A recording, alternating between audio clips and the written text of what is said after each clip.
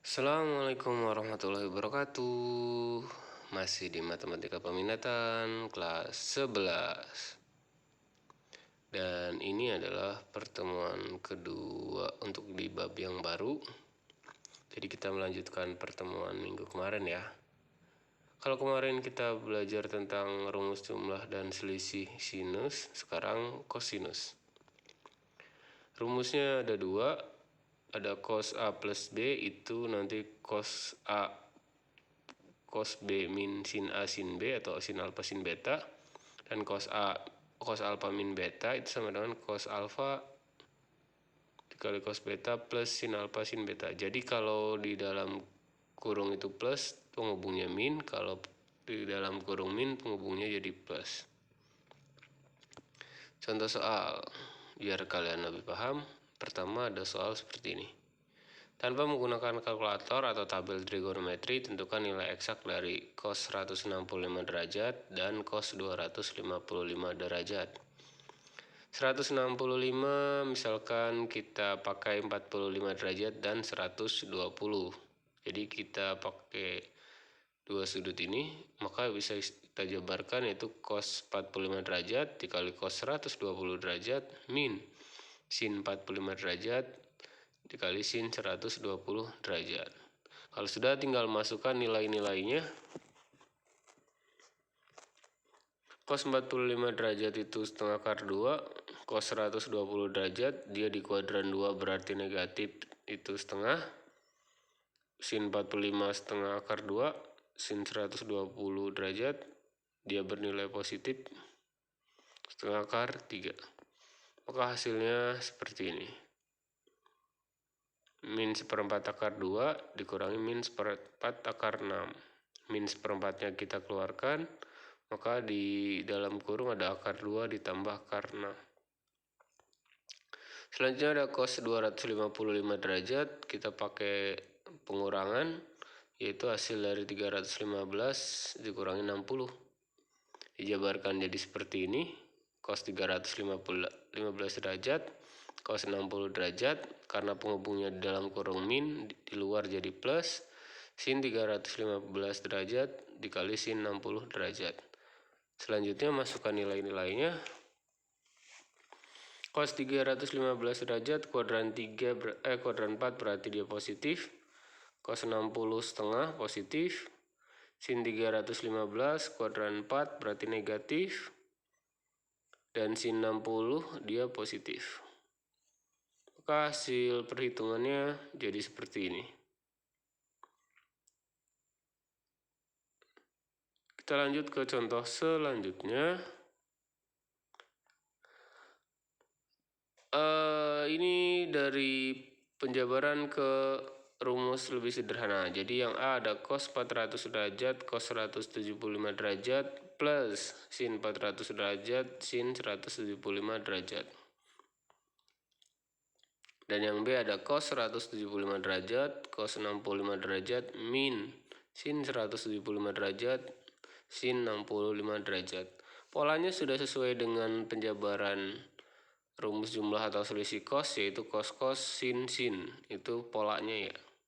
Tinggal kita lihat tandanya. Kalau tandanya plus berarti dia hasil jadinya pengurangan. Jadi 400 dikurangi 175 hasilnya 225. Cos 225 karena dia di kuadran 3 ya, jadi bernilai negatif. Dan kalau belakangnya 5 itu selalu setengah akar 2. Next, untuk yang B berarti tanda penghubungnya min, maka dia hasil penjumlahan sudutnya 175 derajat tambah 65 derajat 240. Ini juga masih sama di kuadran 3, jadi dia bernilai negatif, dan cos 240 itu nilainya setengah, jadi negatif setengah. Contoh soal ke-3. Bentuk soalnya kurang lebih seperti ini. Jadi tanpa menggunakan kalkulator atau tabel trigonometri, tentukan nilai dari cos 255 derajat. Ini kita pakai aturan berelasi. Jadi 255 derajatnya di sini dipilih 180 derajat plus 75 derajat. Cari yang hasilnya cos. Ini ternyata hasilnya jadi min cos alfa, karena di sini alfanya itu 75 derajat, maka hasilnya min cos 75 derajat. Selanjutnya kita pakai penjumlahan boleh, pengurangan kayaknya nggak ada, jadi penjumlahan saja. Jadi pakai sudut 30 derajat sama 45 derajat. Boleh dibalik nggak Pak? Boleh, silakan saja. Kita jabarkan jadi seperti ini, masih tetap di dalam kurung, hasil dari cos 30 derajat tambah 45 derajatnya. Jadi cos 30, cos 45, min sin 30, sin 45. Selanjutnya masukkan nilai-nilainya jadi seperti ini. Setengah akar 3 dikali setengah akar 2 itu nanti seperempat akar 6, min setengah dikali setengah akar 2 berarti seperempat akar 2. Dan di luar masih ada tanda negatif.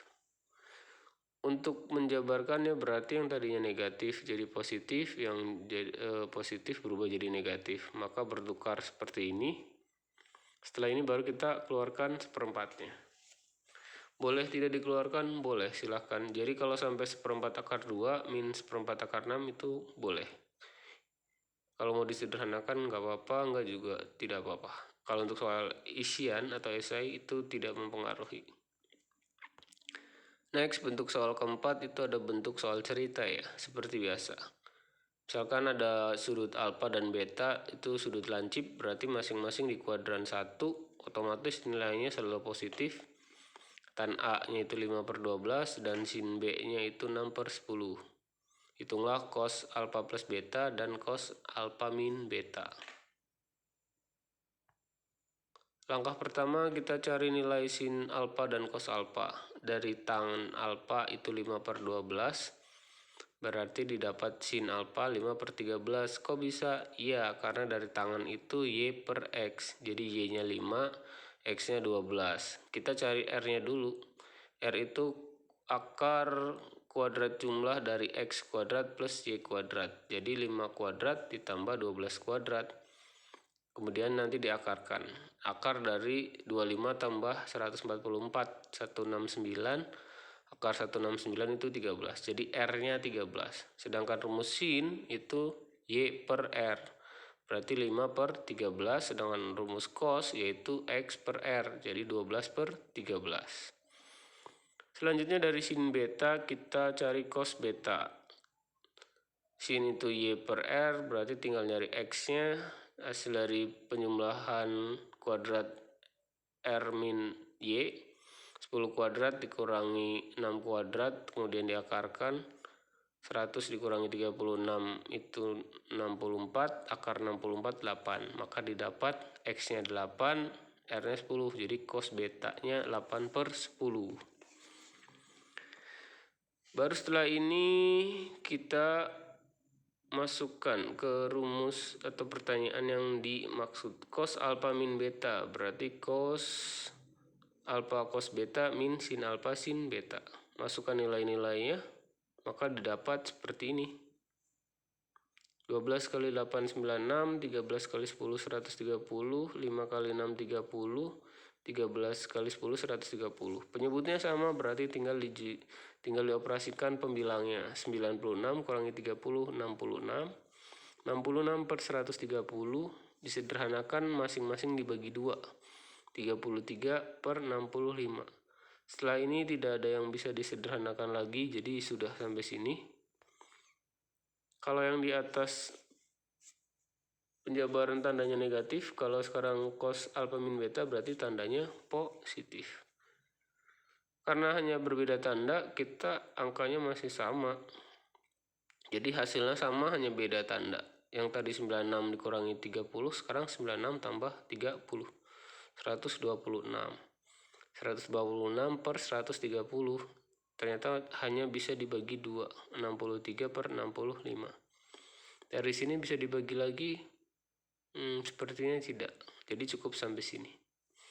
Oke, materinya kurang lebih seperti ini. Tidak jauh berbeda dengan sin, hanya sedikit perubahan di rumus. Karakter soalnya itu masih sama. Sekian materinya, kalau mau baca lagi silahkan bisa lihat blog Matematika Peminatan kelas 11, atau kalau belum paham dengan video ini bisa diulang-ulang lagi atau tanya langsung ke Pak Sugeng ya. Terima kasih. Billahi taufiq wal hidayah. Assalamualaikum warahmatullahi wabarakatuh.